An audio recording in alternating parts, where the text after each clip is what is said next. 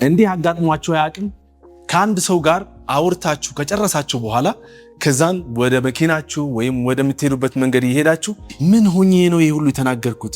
እንዲኩ አይደለም ማለት የነበረብኝ ማለት የፈለኩት እንደዚህ ነበረ። እንዴት ይሄ ሁሉ ደቂቃ ያወራው በ10 ሰከንድ ውስጥ ማውራት ሲገባኝ ይሄ ሁሉ ደቂቃ ያወራውኝ ብላችሁ ራሳችሁን ተወቅሱበት ጊዜ አጋጥሟችሁ ያቅም? እኔ አጋጥሞኛል በግሌ። ታዲያ ይህን ስሜት መጨረሻው ምን ይሆናል?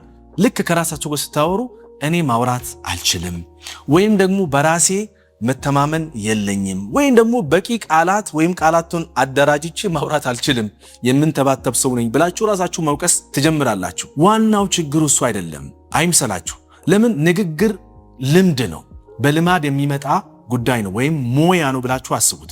ሞያ ደግሞ በልማድ የሚመጣ ነገር ነው። ትሪኩ ወይም ዋናው ነገሩ አንድ ሳይኮሎጂካል ትሪክ ነው፣ ከአይምሯችን ጋር በተገናኘ ነው። አይምሯችን ልናወራ ስንፈልግ የሚያጋጥመው ነገር ልንገራችሁ። የመጀመሪያው ምን ማለት እንዳለብኝ ያስባል። ሁለተኛው ሐሳቦችን እንዴት አደራጅቼ በግልጽ በሆነ መልኩ ላስቀምጥ ይላል። ሶስተኛው ደግሞ የትኛውን ስሜት ላንጸባርቅ ብሎ ያስባል። የትኛው ሐዘን ነው፣ ደስታ ነው፣ የትኛውን ላስቀምጥ ወይም የትኛውን ልናገር የሚለው። መጨረሻውን እነዚህን ሐሳቦች በሙሉ ወደ ቃላት ይለውጣል። ታዲያ በዛን ሂደት ውስጥ አይምሯችሁ ምን ይሆናል? ፍራስትሬትድ ይሆናል ወይም ይጨናነቃል። ኬያስ ይፈጠራል በአይምሯችን ውስጥ ማለት ነው። ብዙ ነገሮች ይምታታሉ። ልክ ልናወራ ስንፈልግ ጭራሽ እንቀባጥራለን። ጭራሽ ከጉዳዩ ጋር የማይገናኙ ነገሮችን ልናወራ እንችላለን። ለረጅም ጊዜ አንድን ነገር መግለጽ ፈልገን ለረጅም ጊዜ የምናወራበት አጋጣሚ ይፈጠራል። ለምን? ጫና ስለተፈጠረበት አይምሯችን ማለት። ታዲያ በዛሬ ቪዲዮ ይዤላችሁ የመጣሁት 5 ተግባራዊ ልማዶች ናቸው ወይም ደግሞ 5 ተግባራዊ ስቴፖች ናቸው። እነዚህን ስቴፖች በትክክል ከተገበራችሁ በሚቀጥለው የንግግራችሁ ሂደት ላይ ቀስ ብላችሁ ሐሳባችሁን በትክክል አብራርታችሁ የምታወሩበት አቅም ይኖራችኋል ማለት ነው። ዝግጁ ናችሁ? Let's get started. Hello beautiful people, ነብዩ ልባላለው። ይህ Speak to Reach ነው።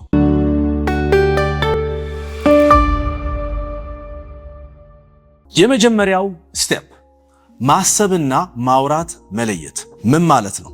ማሰብና ማውራት እንዳልኳችሁ ነው። ቀደም ብዬ እንደነገርኳችሁ ሐሳባችሁን አይምሯችሁን የሚያስብበት ጊዜ ካጣ የሚያወራው ነገር ይጠፋዋል። የቀጥታ የምትጨርሱበትን ወይም የሐሳባችሁን ማብቂያ የወሬያችሁን ማብቂያ የማታውቁ ከሆነ ኤንድለስ የሆነ ንግግር ይሆናል ማለት ነው፣ ወይም ማብቂያ የሌለው ንግግር ይሆናል።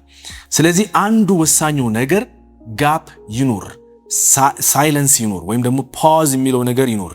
ለ3 ሰከንድ ያህል ዝምታን መጠበቅ አለባችሁ። ብዙ ጊዜ አይምሯችን ምን ያደርጋል? በተለምዶ ማለት ነው ልክ አንድ ሰው ጥያቄ ሲጠይቀን ወዲያውን ለመመለስ እንቻኮላለን። ለምን?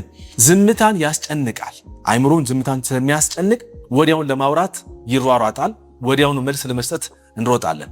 ታዲያ ካስተዋላችሁ ብዙ የዓለማችን መሪዎች እንደ ባራክ ኦባማ እንደዚህ ትላልቅ ሰዎች ኢንፍሉዌንሰር የሚባሉ ሰዎች ሲያወሩ ቀስ ብሎ ነው የሚያወሩት ወይም ደግሞ ፈጠን ብሎ ሊያወሩ ይችላሉ። ግን በመሃል ሁል ጊዜ ዝምታ አላቸው ወይም ፖዝ የሚሉበት ጊዜ አለ። ለ3 ሰከንድ ያህል ጸጥ ይላል። በተለይ ያንን ሐሳብ በጣም ወሳኝ ሐሳብ እስከሆነ ድረስ ፖዝ ያደርጉና ወይም ጸጥ ይሉና ያንን የሚያዳምጣቸው አካል የተናገረውን ነገር ፕሮሰስ እንዲያደርግ እድል ይሰጣሉ ማለት ነው። ለእናንተም እንደዚሁ ስታወሩ አንድ የተጠየቃችሁትን ጥያቄ ልክ ስታዳምጡ ወዲያውኑ መመለስ ሳይሆን ለ3 ሰከንድ ያህል ራሳችሁን ጊዜ ስጡት ወይም አይምሯችሁን ጊዜ ስጡት። ለምን? ሐሳቦችን እንዲሰበስብና ከየትኛው ቀደም ብዬ ነገርኳችሁ ነገሮች አስተካክሎ እንዲሰጣችሁ። ወዲያውን ካወራችሁ ግን ማብቂያ የሌለው ንግግር ይሆናል። ይሄ መጀመሪያው ስቴፕ ነው። ሁለተኛው ስቴፕ ከመውራታችሁ በፊት መዳረሻውን ማወቅ። ምን ማለት ነው መዳረሻውን ማወቅ? ማውራት የፈለጋችሁበት ምክንያት ምንድን ነው? ይህን ጥያቄ መጀመሪያ ለራሳችሁ ጠይቁ። ለምንድን? መቼም ስናወራ የሆነ ምክንያት አለው ከጀርባ አይደል? ስለዚህ ማውራታችን ለመረጃ ለመስጠት ነው ወይ? ማውራታችን ለማሳመን ነው ወይ? ማውራታችን ራሳችን ለመከላከል ነው ወይ? ማውራታችን ጀስት ኢሞሽናችን ከሌላ ሰው ጋር ሼር ለማድረግ ነው ወይ? እነዚህን ሐሳቦች መጀመሪያ አይደንቲፋይ ማድረግ አለባችሁ። ከዛ ሰው ጋር ስታወሩ ምንድነው ዓላማችሁ? ከንግግሩ ዓላማ ምንድነው? የፈለጋችሁትን መልስ ምንድነው? ከዛ ሰው ወይም ለዛ ሰው እንዲደርስ የፈለጋችሁት መልእክት ማወቅ አለባችሁ። ያንን ዴስቲኔሽኑን ካወቃችሁ ቀላል ይሆንላችኋል። ዴስቲኔሽን ካላችሁ፣ መዳረሻ ካላችሁ መዳረሻ ካላችሁ ጎል አላችሁ፣ አላማ አላችሁ። ከዛን ዋና ነጥብ አለ። ከዋና ነጥብ በኋላ ደግሞ ምናልባት ደጋፊ ሐሳቦች ወይም ሰፖርቲንግ ዲቴይልስ እንላቸው ይኖራሉ። እነዛን ስታስቀምጡ በአጠቃላይ ከጨረሳችሁ በኋላ ስቶፕ ወይም ትቆማላችሁ፣ ዝም ትላላችሁ። ለምን? ሐሳቡ ግቡ ይሄንን ነው፣ ዋናው ፖይንቱ ይሄንን ነው። ከዛን ፖይንቱን ተናገራችሁ፣ ከዛን የሚደገፈውን ሐሳብ አስቀምጣችሁ ነገሩን ዘጋችሁ። አንድ ምሳሌ ልንገራችሁ። እዚህ ጋር አንድ ሰው የፕሮጀክት ኃላፊ ነው ብለን እናስብና መጣና ስለ ፕሮጀክቱን እየጠየቀ ነው። ፕሮጀክቱ ለምን ሌት ሆነ ወይም ደግሞ ለምን ዘገየ ብሎ አንዱ ሰራተኛ ይጠይቃል። ያን ሰራተኛ ቢያወራ ዴስቲኔሽን ከሌለው መዳረሻ ከሌለው በዚህ መልኩ ነው የሚያወራ። ዴስቲኔሽን ካለው ግን በሚቀጥለው ደግሞ አስረዳቸው ነው። መጀመሪያ ተመልከቱልኝ። መጀመሪያ ምን ይላል? እኔ መጀመሪያ እኮ ትናንት መጥቼ ነበረ፣ ሎግ አድርጌ ነበረ። ከዛን ሎግ ካረኩኝ በኋላ ሳራ ጋር ሄጄ አናግራት ነበረ። ሳራ ደግሞ ሄዳ ማክሰኞ መድረስ ነበረበት። ማክሰኞ ያልደረሰውን ነገር ለሳሚ ጋር ደውላ፣ ከዛን ሳሚ ጋር ሄጄ ሳናግረው ደግሞ ይሄ ምን ሆነ ማለት ነው? ዴስቲኔሽን የሌለው ንግግር ነው። ፖይንቱ ሜን ጎል ራሱ ምን ማድረግ እንዳለበት ራሱ አላወቅም። ያ ሰው ተጠየቀው ጥያቄ ምንድነው? ፕሮጀክቱ ለምን ዘገየ የሚለው ሐሳብ ነው። ማለት የነበረበት ዋናው ዓላማ አለ፣ ከዛን ዋናው ፖይንቱ አለ፣ ነጥቡ አለ፣ ከዛን የሚደግፍ አካል ካለ እናወራለን ማለት ነው። ምን ማለት ነበረበት ማለት ነው? ሜን ኢሹ ብቻ እንትን መናገር አለበት። ስለዚህ የተጠየቀው ፕሮጀክቱ ለምን ዘገየ ምን ይላል? ዋናው የመዘግየታችን ችግር የሰርቨራችን ለ24 ሰዓት ያህል ሳይሰራ ስለቆየ ነው። ቲዩስዴይ መቅረብ የነበረበት ወይም መድረስ የነበረበት ነው ፕሮጀክቱ። በዛ መሰረት ፕሮጀክቱ መድረስ ያለበት ሰዓት ላይ አልደረሰም። ይህን ችግር ፈተነዋል። ማክሰኞ መድረስ የነበረበት አርብ ይደርሳል። እንዲህ ካለ ኦብጀክቱን ተናገረ፣ ፖይንቱን ተናገረ። የተጠየቀው ምን ነበረ? ፕሮጀክቱ ለምን ዘገየ ነው። ስለዚህ ለምን እንደዘገየ ገለጸ። ከዛ በኋላ ምን አረገ? ዋናው ፖይንቱን ከተተ። ከዛን ድጋፍ የሚሰጡት ሐሳቦች ሰጠ። which means ማክሰኞ ያላለቀውን ፕሮጀክት አርብ እንደሚያልቅ ደጋፊ ሐሳቦችን ተናገረ። ይሄ ምን ማለት ነው? መዳረሻችሁን ማወቅ አለባችሁ፣ ምን ማውራት እንዳለባችሁ። ከዛም መዳረሻችሁን ካወቃችሁ በቀላሉ ሐሳባችሁን ግልጽ አድርጋችሁ ማውራት ትችላላችሁ። ይሄ ስንተኛው ስቴፕ ነው? ሁለተኛው ስቴፕ ነው። ሶስተኛው ስቴፕ አከፋፍሎ ማውራት። ይሄ ሶስተኛው ስቴፕ ምን ማለት ነው? ብዙ ጊዜ ስናወራ በቃ ሐሳባችን ቶሎ ቶሎ ዳምፕ አድርገን ወይም ደግሞ ሰዎችን ላይ ኢንፎርሜሽኑን ዳምፕ አድርገን መሄድ ነው የምንፈልገው። ሁሉም በአንድ ጊዜ እንዲቀበሉ እንፈልጋለን። እንዲህ ቅድም ያለውን ልጅ ማለት ነው፣ ወይም ያወራውን የፕሮጀክት ሰራተኛው ማለት ነው። ሐሳቦቹን በአንድ ዳምፕ ስታደርጉ ምን ይፈጠራል? ያ ሰው የትኛውን መረጃ ፕሮሰስ ማድረግ እንዳለበት አያውቅም። ስለዚህ እዚህ ጋር አከፋፍላችሁ እንድታወሩ ነው ፖይንቱ። አከፋፍላችሁ ስታወሩ ማለት ምን ማለት ነው? ልክ በአንድ ጊዜ አንድ ሳጥን ብላችሁ አስቡ። እዚህ ጋር ሳጥን አለ ብለን እናስብ። ሳጥኑን አንስቼ እንደዚህ ብሰጣችሁ፣ ሳጥኑ ውስጥ አንዴ ሳጥኑ አይታችሁ ከጨረሳችሁ በኋላ ሁለተኛው ሳጥን ብሰጣችሁ እንዲህ እያያችሁ ምን ውስጥ ምን እንዳለ የተረዳችሁ ትሄዳላችሁ አይደለ? ልክ በንግግር ወቅት አንድ ዩኒት ብቻ አውራችሁ አንድ ዩኒት ታውሩና ያንን ፕሮሰስ እንዲያደርግ ትንሽ ዝም ትላላችሁ፣ ከዛን ትቀጥላላችሁ፣ ከዛን ዝም ትላላችሁ፣ ከዛን ትቀጥላላችሁ እንጂ በአንዴ ስታረጉለት ያን ሰው ለመረዳትና ፕሮሰስ ለማድረግ ይከብደዋል። ስለዚህ እናንተም ፖዝ ያደረጋችሁ በመሃል በእያንዳንዱ ዩኒት መሃል ፖዝ ማድረግ አለባችሁ። እስኪ ምሳሌ እንመልከት። አንዱ የማርኬቲንግ ሰራተኛ ቁጭ ብሎ ስለ ቲክቶክ ሊያወራን፣ ከዛም እንደዚህ ጀመረ። ቲክቶክ መጠቀም አለብን፣ ምክንያቱም ካልተጠቀምን ደንበኞቻችን በዚህ መልኩ ሊያገኙን አልቻሉም እና ተጠቃሚዎቻችን በብዙ ፕላትፎርሞች ላይ እየተገኙ አይደለም፣ በቲክቶክ ላይ ያሉትና ኮምፒውተሮቻችንም እንደዚሁ ቲክቶክ የተጠቀሙ ነው ያሉትና እኛም መጀመር አለብን ቶሎ ቶሎ። ይሄም ማለት ነው ዝብርቅርቅ ያለ ሐሳብ ነው። ኦፍ ኮርስ የተስማማ ሐሳብ ነው፣ ወይም ደግሞ ወደ ፖይንት የገባ ሐሳብ ነው። ግን መሆን ያለበት ግልጽ በሆነ ቻንክ ወይም ደግሞ ዩኒት አከፋፍላችሁ ማውራት አለባችሁ። በዚህ መልኩ ማለት ነው ትኩረታችን ወደ ቲክቶክ መዞር አለበት። ምክንያቱም ደንበኞቻችን አብዛኛው ጊዜያቸው እዛው ፕላትፎርም ላይ ስለሚያሳልፉ ነው። ለሚቀጥለው ወር የ20% የበጀት እድገት ለቲክቶክ ብቻ እንዲመደብ እፈልጋለሁ። አያችሁ ልዩነቱም ተመለከታችሁ አይደለ? ያኛው ፖዝ ሳያደርግ የትኛውን ፕሮሰስ ማድረግ እንዳለባቸው ራሱ ጊዜ አልሰጣቸውም።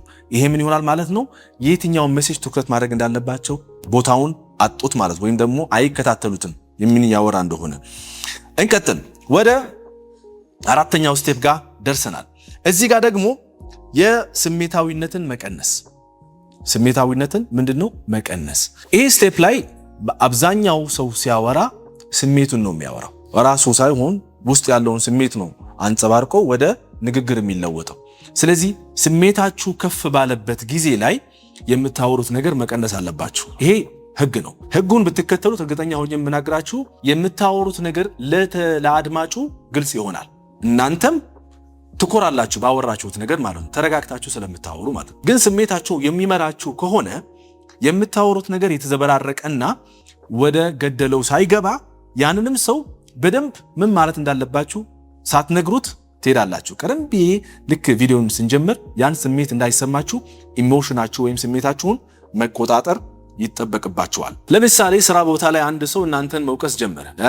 ኢሜል አላክም ብሎ ወይም ደግሞ ይህንን መረጃ አፕሩቭ አላረክም ብሎ ሊወቅሳችሁ ቢፈልግ አይደለም እንደዚህ አይደለም፣ እኔ እኮ ባለፈው እንደዚህ አድርጌ ኢሜሉን ቼክ አድርጌው ነበር፣ ኢሜሉን ቼክ አድርኩት በኋላ እኮ አፕሩቭ አድርጌልህ ማክሰኞም ቼክ አድርጌልህ አንተ አላየሁም። ከዛ በኋላ ይሄንን የንዴትና ዲፌንሲቭ የሆነ አፕሮች ነው የምትጠቀሙት ያላችሁት። ልክ እንደዛ ነገር ሲያጋጥማችሁ በዚህ መልኩ መመለስ ትችላላችሁ። በተለይ እናንተን ኦፌንድ ማድረግ የሚፈልጉ ሰዎች ወይም እናንተን ማዋረድ የሚፈልጉ ሰዎች ሲመጡ በዚህ መልኩ ማውራት ትችላላችሁ፣ ማስረጃ ስላላችሁ ማለት ነው። መጀመሪያ እንዲህ ትላላችሁ፣ እሺ እንዳብራራ ፍቀዱልኝ። የመጨረሻው የማረጋገጫ ወይም አፕሩቫል በባለፈው ሐሙስ ልኬዋለሁ፣ እንደ ማስረጃ እንድንጠቀመው እስኪ ኢሜሉን አብረን እንመልከት። እንዲህ ብላችሁ ብታወሩ ምን ይሆናል ማለት ነው? ምንም ሬጉሌት አረጋችሁ፣ ስሜታችሁን ሬጉሌት አርጋችሁ አወራችሁ ማለት ነው። ያንን ሰው ባንዴ ማሸነፍ ቻላችሁ። በተለይ ኦፌንድ ማድረግ የፈለገ ሰው ሲመጣባችሁ። ይሄ አራተኛው ስቴፕ ነው።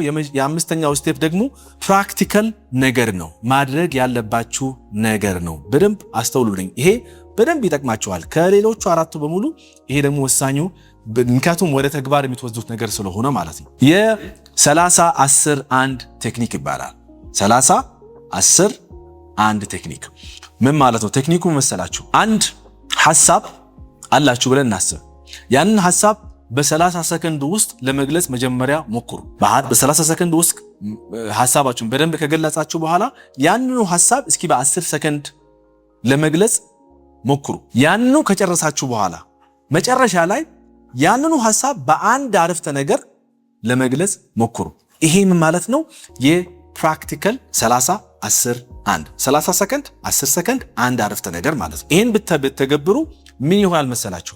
ብዙ የተዘበራረቀውን ሐሳብ ብዙ የተከማቸውን መረጃ እየቀነሳችሁ ኮምፕሬስ እያረጋችሁ መጨረሻ ላይ ወደ ገደለው የሚገልጽ አንድ አረፍተ ነገር ይዛችሁ ያንን አረፍተ ነገር ከተናገራችሁ ሙሉ መረጃውን የሚይዝ አረፍተ ነገር ነውና በአጭር ሐሳብ ብዙ መረጃ ተናገራችሁ ማለት ነው። ያንን አደረጋችሁ ማለት ሐሳባችሁን በተለያዩ ቋንቋዎች፣ አሁን እዚህ ጋር ስለ እንግሊዝኛ፣ ስለ አረብኛ፣ ስለ አማርኛ፣ ስለ ሌላ ቋንቋ አይደለም ስታወሩ ኢፌክቲቭ ኮሚኒኬሽን እንዲኖራችሁ ወይም ደግሞ ግልጽ በሆነ የንግግር ችሎታ ሐሳባችሁን እንድትገልጹ ከፈለጋችሁ በዛሬ መሰረት የነገርኳችሁ እነዚህን ቴክኒኮች በደንብ ይጠቅማችኋል። ቀጥታ ወደ ተግባር የሚጀምሩበት የትኛው ቴክኒክ እንደሆነ በኮሜንት ላይ ጻፉልኝ። አንድ መረጃ ልንገራችሁ፣ ክረምት ከኛ ጋር መቀላቀል ትችላላችሁ፣ በኦንላይንም በአካልም። በዚህ ስልክ ቁጥሮች ደውሉልን፣ ሙሉ መረጃ እንሰጣችኋለን። በሚቀጥለው ቪዲዮ እስክንገናኝ ድረስ በቸር እንቆይ። ሰላማችሁ ይብዛልኝ።